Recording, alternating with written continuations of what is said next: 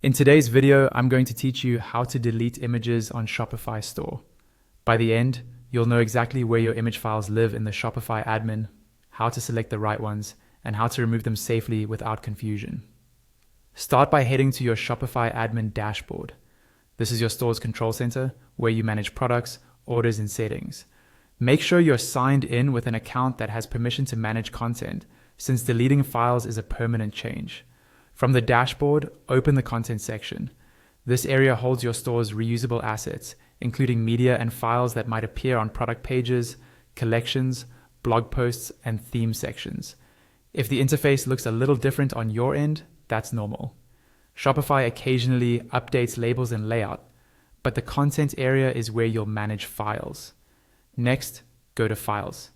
Here you'll see a library of everything you've uploaded, such as PNGs, JPGs, GIFs, PDFs, and videos. You can use the search bar to quickly find a file name or glance at the preview thumbnails to make sure you're looking at the correct images. If you work with a lot of media, sorting by date updated can help you locate the most recent uploads. Now, select the images you want to remove by clicking the checkbox next to each file. Take a moment to confirm you've picked the right items. If you're cleaning up in bulk, you can select multiple checkboxes at once.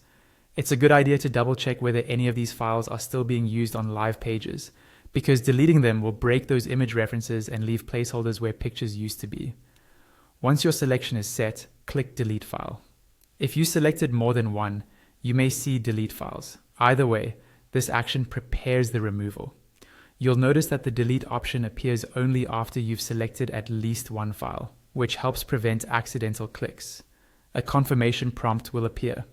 Click Delete to finalize. This step is important because deletion is permanent. The files will be removed from your Shopify library, and the original URLs will no longer serve those images.